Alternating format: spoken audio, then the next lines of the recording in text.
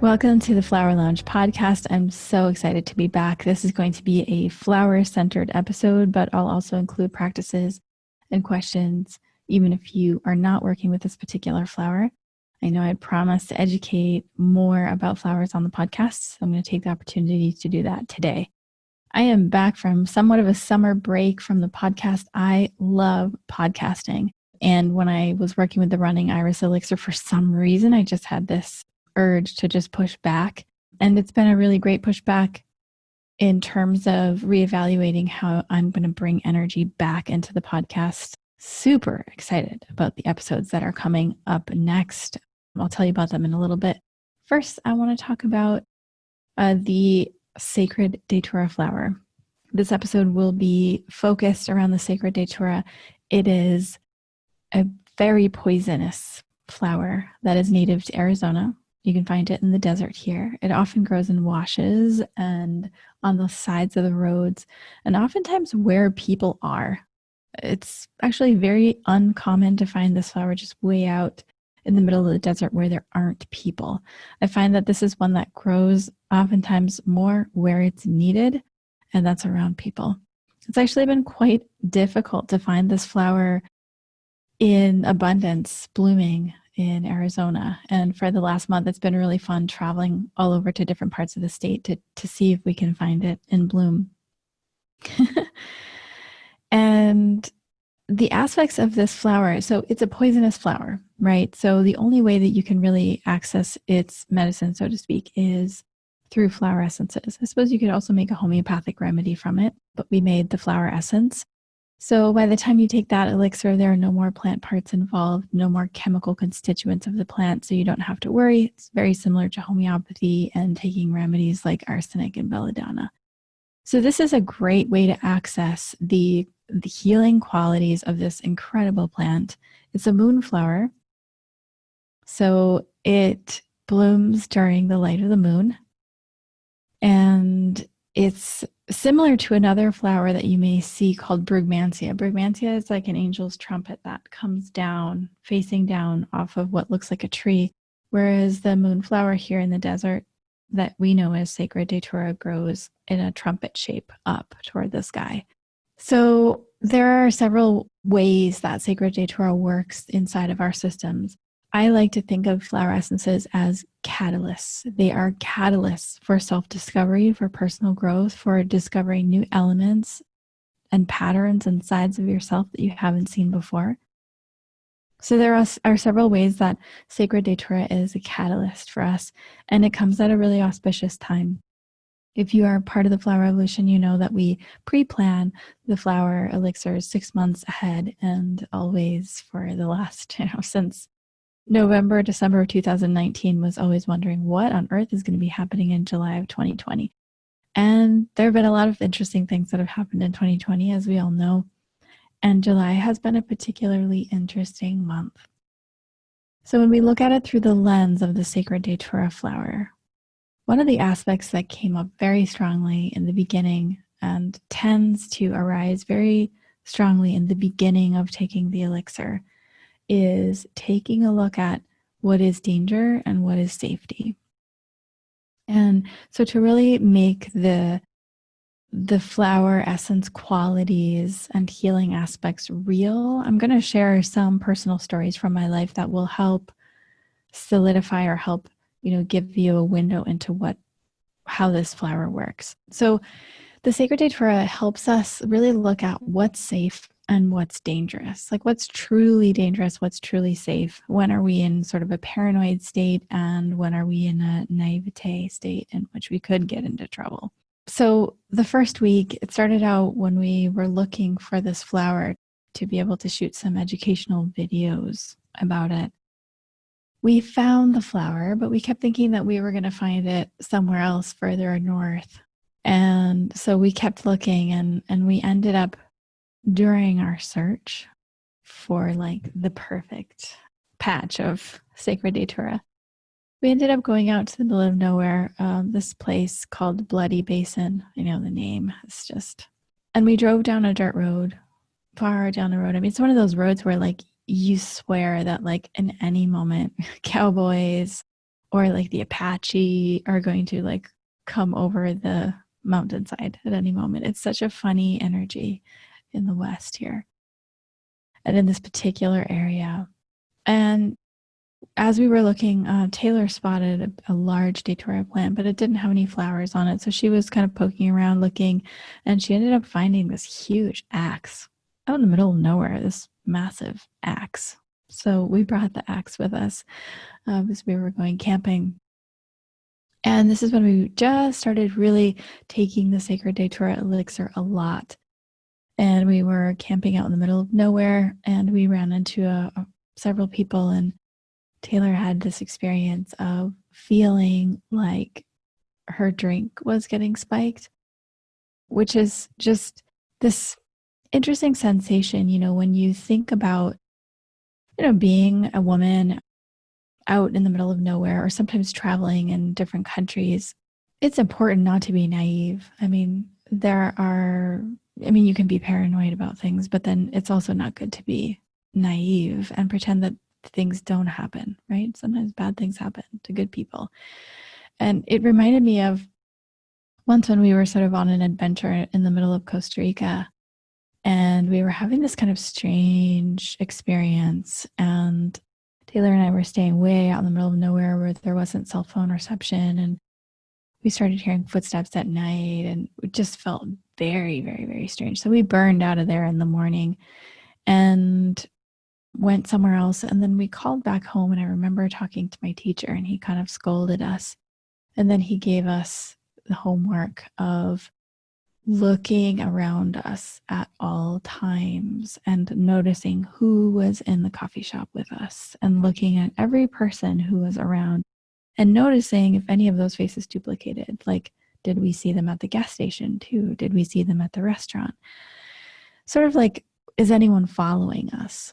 And we were so sort of taken aback by that advice. Obviously, we practiced it, but it just reminds me of, the situations where like just being totally blur and unaware is also not good. So Sacred Datura really has us like opening our eyes, and it's okay to be a little bit paranoid if that's going to dissolve your naivete. And I believe that this is one of the aspects of Sacred Datura, is to help us see when are we really in situations of possible danger versus safety, and being able to tap into our own intuition and really listen and know when we are unquestionably safe and when something may be awry or we may be putting ourselves in the line of fire. Another aspect or healing quality of the Sacred Datura flower is this aspect of cleansing and detox, particularly through the fluids of the body and also through the breath. So it helps us better have a capacity to detox through the exhale. I know that a lot of people in the Flower Evolution program mentioned having like burping spells the first few days that they were working with the elixir. I noticed, and when I was traveling with Taylor, we noticed the same thing, that we would have these kind of like yawning fits where we were just yawning and yawning and yawning and yawning a lot, which in some ways is like a way to get you to take a deep breath and release it. So Sacred Datura can help us better detox through the exhale. I've read in places that when we breathe out, we detox more toxins and impurities from our body than all other forms of our, getting stuff out, like sweating and peeing, and that the exhale actually detoxes more impurities from our body than any other form of purification that we have, which I find really interesting, and interesting timing right now with so many people wearing masks. So in terms of this detox, you may notice that it is very like physical symptomatic. So like I was saying, through the breath or through old injuries arising, different bathroom habits, different bleeding, spotting habits. People have noticed like off cycle, like not during menstruation, just out of the blue, a day of bleeding or spotting. So you may be able to notice your body enhancing its capacity to purify or detox, cleanse from the inside out. So you may experience that on a more physical level or on a more emotional level. Emotionally, cleansing patterns, particularly fear patterns. That the first time that we actually spent some good time around the Datura flowers and watching them open and bloom at night. We were out in the middle of the nowhere in the forest lands. It was pitch black. It was close to midnight. There were lots of people kind of coming in and out of this road because it leads to a campground. But it's a dirt roads way out off the grid, no cell phone reception. And I remember the first time just being kind of terrified. And the bugs were so loud. They were like reverberating in my brain. And we actually had to end up reshooting the video because we felt like it just wasn't appropriate. Our mental state wasn't, how shall I say, like some of the slight healing crisis that we were experiencing from actually taking the elixir and being around the plant was influencing how we felt. And we didn't want to risk that influencing how people felt watching the video. So we went back a week or so later to reshoot the video after having been on the elixir for several weeks, purified out all this kind of like old deep fear patterns. And so this time it was a way different experience, extremely peaceful, grounding, just felt embraced by Mother Nature.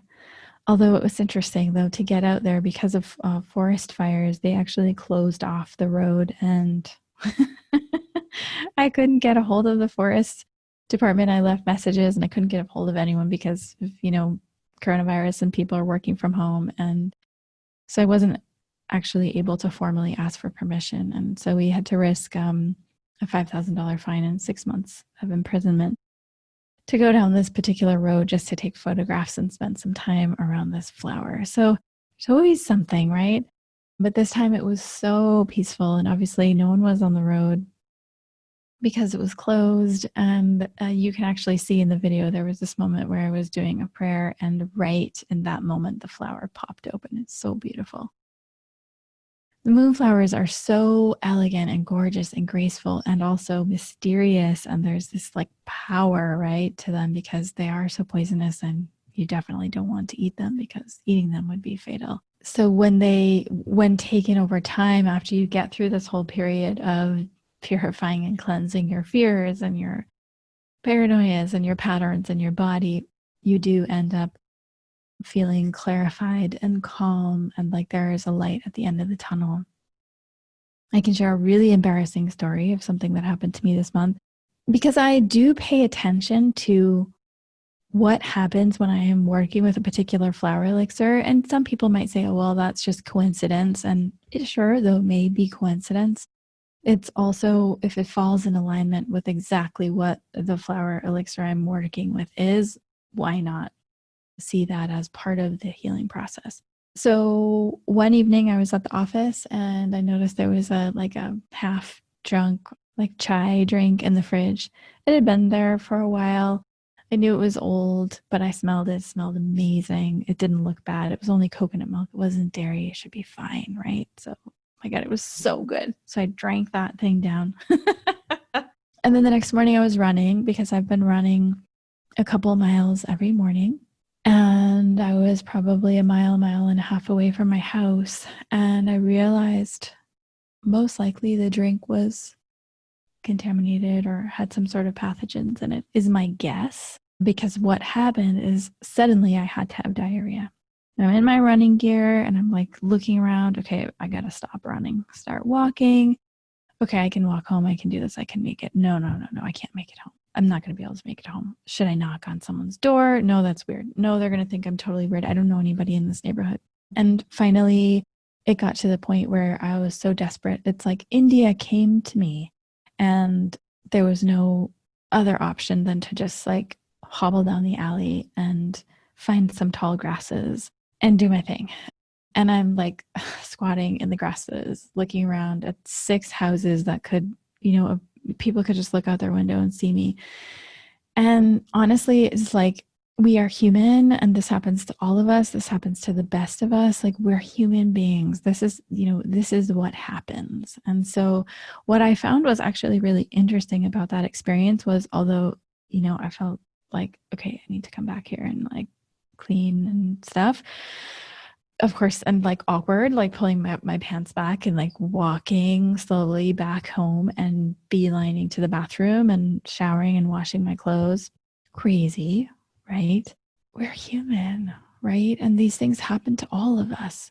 And there's nothing to be ashamed of. And in that moment, I realized that I felt totally shameless. Like there was nothing that I was embarrassed about. And I was prepared for someone to approach me and say like, hey, what the hell are you doing? Because I was so desperate in that moment that there was no other option for what I could do. So I just felt like empowered in my humanity and my humility and strength, right? And that this happens to the best of us. So that's my terribly embarrassing story. I actually wasn't embarrassed, but it's kind of a wild story. And I would say that that particular experience was like a very swift detoxification of my physical body. Ironically, I was telling the story to a friend of mine, and she had the exact same thing happen, except that morning she decided not to go running. She was lucky and stayed home. But I found that really interesting that that happened to two people in my sphere in 1 week. So Datura is really good for cleansing the body. When you're working with the Datura elixir, you can do things like, exercise, sweating, drinking ginger tea, drinking extra water, sitting in the sauna. Any of the activities that you would do typically to detox will support that process. Or you can just work with the Datura elixir and let it work its own magic. Hopefully you won't have any back alley experiences like I did. Datura is also the best elixir that we have in our collection for addictions and addictive tendencies. I have actually in the past had success working with clients who have long time marijuana addictions, say like multiple decade daily use addictions. And Datura has been very helpful for helping people detach in that addictive relationship. Another reason you may want to work with the Sacred Datura flower is that it is the best flower that we have in our collection for dark night of the soul. And this can be an individual dark night of the soul where things just really get difficult for you personally, where you are just overwhelmed and brought to the edge, overwhelmed to the max. Can also be helpful for collective dark night of the soul. Something that is happening, especially in the United States right now, but also globally as well. Just so much information coming out online, so many elements of darkness coming to light, evil things that have been happening for decades being discovered. And it's right now what I'm seeing is it's a time for uncovering the truth. And that's not easy, right? It can create a lot of overwhelm. It can create cognitive dissonance. It can create just sort of this feeling of stunned or shocked or just like overall general discomfort and numbness and not really being able to put your finger on what that is. Sometimes we just feel clogged energetically, right? When it's just so much new information and in some ways disturbing to our systems. Sacred Datura can help us see the truth. It can help us process the truth and see the light at the end of the tunnel. For me personally, experiencing what I would call dark night of the soul, usually in my experience hasn't just been isolated to one night, for example. It's usually several days, weeks, or months, depending on whatever is bringing you to your knees. And for me personally, dark night of the soul usually means that the suffering is so great that I feel this, it's like such discomfort that I want to do something. I want to do something, but a simultaneous awareness of knowing that there's nothing I can do and that I actually just have to ride it out, experience what there is to experience, acknowledge what is arising so it can heal itself, sort itself out, or gain perspective over time, with time as the greatest healer. I was sitting with the Sacred Datura plant 1 or 2 days ago, again up north in the high desert, doing a live meeting for the flower evolutionaries. And sitting with the flower, I had this thought that when you throw up, it feels terrible, but afterwards you feel better. There is this like sense of relief and your body finds homeostasis and you feel better than previously, right? You've gotten rid of toxins and impurities, and it's sort of like a reset for your body. So in some ways, I know this sounds really strange, but the Sacred Datura is It's kind of like that. It's like energetically throwing up. It's like being able to see and process and live through and experience things that are very difficult and can create disbelief, shock, a sense of being stunned, just sort of like that backed in a corner feeling, like nowhere to go, like I'm trapped. It can help us move through that feeling or move through those sensations so that we can process them, heal from them, and bring it to light. So during this time, whether or not you are working with Sacred Datura or not, you may want to be thinking about what is the middle path or the gentle path for cleansing your body. Whether that's just taking the Datura elixir, whether that's drinking more water, resting, exercising, sitting in the sauna, sweating more. What are those activities that you can do to purify your body and mind? Meditation being a great one for purifying your mind and emotional and energetic bodies. Speaking of meditation, you can dedicate your own, not only meditation practice, your prayers, your good deeds, your own purification process. You can dedicate that to the collective. I think that we sometimes tend to feel small, like, what difference do I make? I'm so small in this whole grand, huge world of billions of human beings. What difference do I make? And nothing could be further than the truth. In fact, we impact many people all the time, in every moment, people that we don't even see or have contact with. And we impact them energetically. There are studies that show that. And one of the ways that I like to remind myself of that impact is by doing dedications, that we can dedicate our own process of personal growth and awakening and truth seeing and truth telling. We can dedicate that to the collective to speed up awakening for all beings everywhere, that we may see our own truth, that we may discover absolute truth, and that we may unearth the incredible purity that lies within us and others around us. So some questions to ask yourself this month might be, what creates overwhelm in your system? And sometimes it's helpful to do really rapid speed bullet journaling. I'm a huge fan of doing that, writing just whatever comes to your mind first. What practices, either historically or currently, help clear your overwhelm? I know that many of us are doing a lot of online research, looking at social media, following certain accounts, being overwhelmed by a lot of the information that's coming out recently.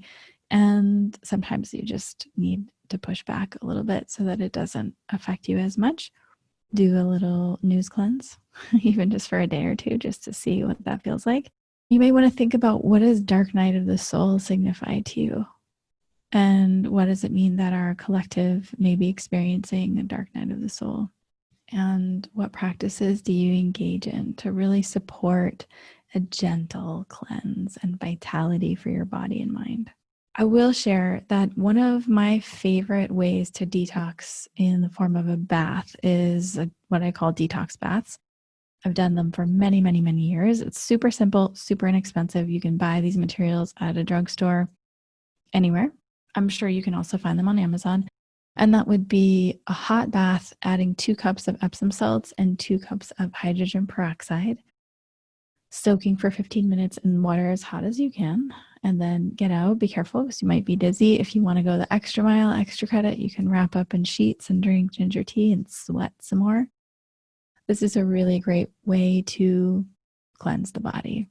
Because it's summertime in the Northern Hemisphere, you may, if you're in the Northern Hemisphere, you may want to jump in a body of water, in a river, in a lake, in a pool. That alone, just the water is such a has such a cleansing power for us energetically and emotionally. So if you start to feel overwhelmed or just like energetically clogged, just jumping in water is great. If it's something more physical, that's where the detox baths come into play. Another thing I've been doing is adding chlorophyll to water. It makes it this really pretty green color. It's super good for you. It helps, cleanse. People say that like it gets rid of body odor and makes your breath smell really sweet. And I mean, that's awesome alone, but it also helps your body's increase the intake for oxygen. So if you are choosing to wear a mask, or if for some reason for your job or something you have to, or you are choosing to wear a mask, you may want to add chlorophyll to your water to be able to increase your oxygen intake. I know I've given this to my dog, one of my dogs too, who has a heart murmur. And so we've put that in her food as a way to help her increase her oxygen intake. It's really wonderful. So if you are resonating with a lot of the information I'm sharing now, if Sacred Datura resonates with you, now is a good time to jump in. It will be available for another week or so. If not, some of the other flower essences that you might want to work with would be the crown flower elixir, which is also very cleansing in terms of fears. If it's particularly fears that you're working on, dissolving your deepest fears so that you can make your wildest dreams come true. A flower essence blend that might be particularly helpful during this time is Fierce Compassion. And another blend that is coming is called Open Heart. It's kind of like the 3.0 of Infinite Love, Fierce Compassion, and the third one is Open Heart. I have been working on this formulation for weeks, and I think I nailed it, so be on the lookout for that. Open Heart should be coming out soon. And I just want to say in closing that over the next month, we have some amazing podcast episodes coming out. One with a Washington, D.C. attorney about the freedom of choice. I love it. Really special guy. I have another episode coming out with a couple who went to Tibet. They talk about their experiences in Tibet and how they got blacklisted in China. I talk with a woman who wants you to live your juiciest life, your wildest life, and her advice for that. And an MD who's a woman who completely opted out of the medical system to start her own practice. She's seen tens of thousands of patients and how she feels that transformation is at the core of healing. I'm also talking to a man who takes groups of men out into the wilderness to find themselves. So, and et cetera, et cetera, et cetera. So many good interviews and conversations coming out. One of the ways that I have changed my relationship to the podcast ever so slightly subtly is that I'm really focusing on interviewing folks that I have like a tremendous catalytic sparking energy with. And rather than focusing so much on the content, really focusing on that energetic transmission, because I think it's super valuable. So thank you so much for joining and listening. I know some of you have written and said how much you enjoy the Flowerlounge podcast episodes. It means a lot to me, and I'm so excited to have you here with me. Stay tuned for our regular weekly episode planning as we come back from this summer break. And we're always here for you at LOTUSWEI.com. Thank you. Thank you so much for listening to the Flowerlounge. I'm Katie Hess, and we'll be releasing a new podcast every Wednesday. If you like what you heard, or you know someone who might be touched by our conversation, share it with them. And don't forget to subscribe. To find out what your favorite flowers mean about you, take the quiz at LOTUSWEI.com.